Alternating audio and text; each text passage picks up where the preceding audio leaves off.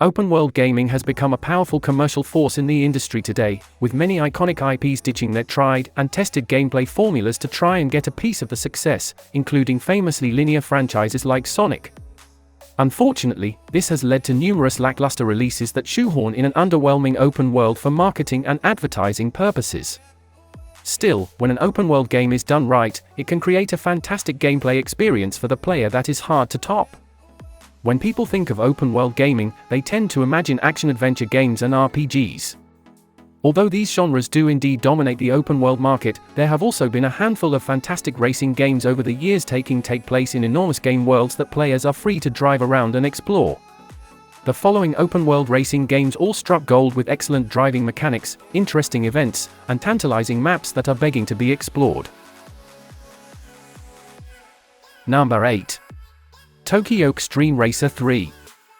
Genki's Tokyo Extreme Racer franchise is relatively unknown, at least compared to other long-running racing series that have been around since the mid-90s. Part of that has to do with many of the early games being Japanese exclusives, although the series did eventually start to release in Western nations with 1996's Tokyo Highway Battle. More importantly, the games are quite niche, both in terms of appeal and gameplay. While latter entries expand on the concept, Tokyo Extreme Racer generally involves driving down a Japanese street in search of other racers who are looking for a match. Once found, a contest commences to see who will be the last one standing. Tokyo Extreme Racer 3 is not necessarily the best game in the franchise. Zero and the Drift subseries are well regarded, but it serves as a solid entry point. Having access to 3 locations, players can race through the main story mode, which generally just involves defeating rivals en route to taking on an area's leader. While not containing too many cars nor any especially impressive environments, the game does have a charm to it, be it thanks to the decent controls or simply the Japanese setting, a rarity for racers. Number 7. LEGO 2K Drive. Visual Concepts' LEGO 2K Drive came and went in 2023, garnering some attention but not leaving a significant impact in the grand scheme of things.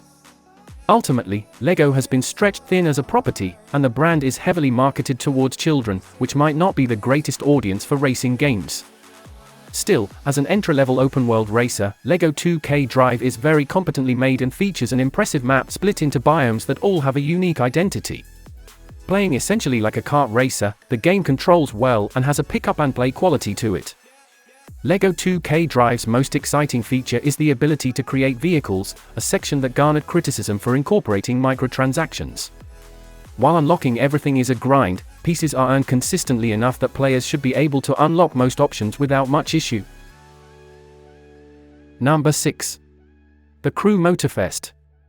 Most people had assumed that Ubisoft had given up on The Crew, despite the understated brilliance of the second game. Thankfully, fans were proven wrong with the release of The Crew Motorfest, which is a great title for fans of open-world racing games to check out. Players explore the faithfully recreated Hawaiian island of Oahu, which makes for some exotic racing backdrops and beautiful visuals. It may not be groundbreaking by any stretch of the imagination, but The Crew Motorfest is a great title with solid racing mechanics that deserves all the praise it gets. Number 5. Fuel. Fuel is a somewhat weird game to recommend. On the one hand, its mechanics, controls, cars, and races are nothing special.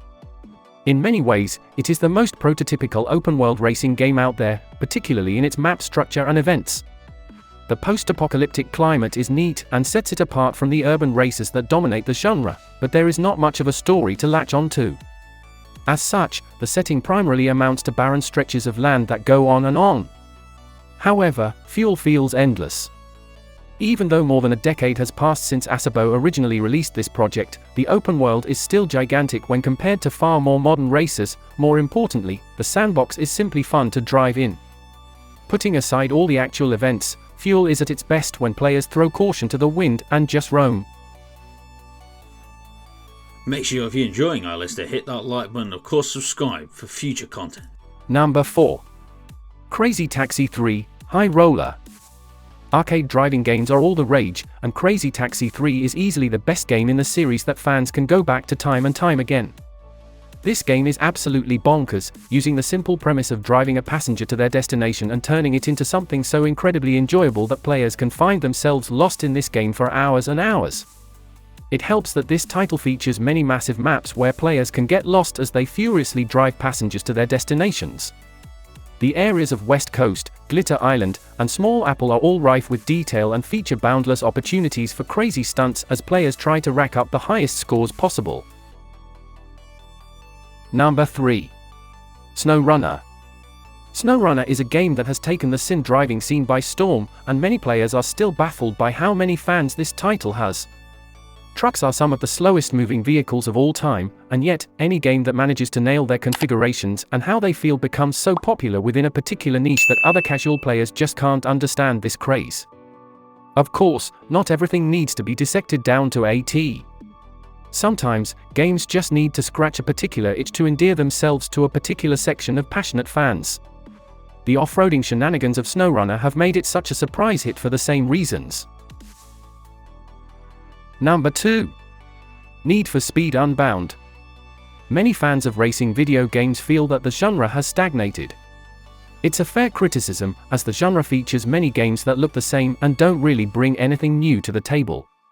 So, it's refreshing to see that Need for Speed Unbound has decided to integrate a unique look and style into the visuals. These help the game stand out and look fresh in a genre overpopulated with titles that all use similar aesthetics. In fact, the cel-shaded visuals and 2D smoke trails in Need for Speed Unbound look so unique that some fans of the racing genre actually find this visual change to be jarring, which is a testament to how stagnant the racing genre has become in modern times. The racing in Need for Speed Unbound is solid, and exploring the open world is a blast, even if the grind to get new cars can be a bit grating for some players. Number 1. Forza Horizon 3. The Forza Horizon series has churned out hit after hit, and this game is no exception. These titles feature massive open worlds that are full to the brim with races, challenges, car customization, and fun stories.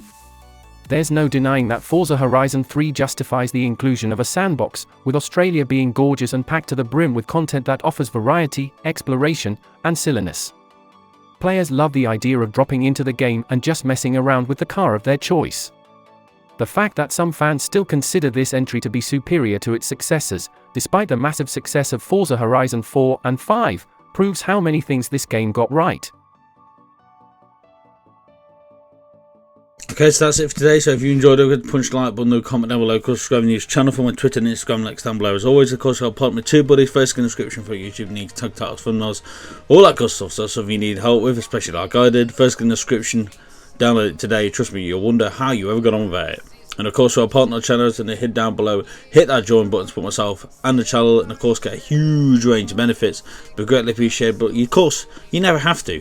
But if you don't, you have to subscribe and watch the next video, or something might follow you home. You never know, stuff happens. Okay, thank you very much. I'll see you all again very soon.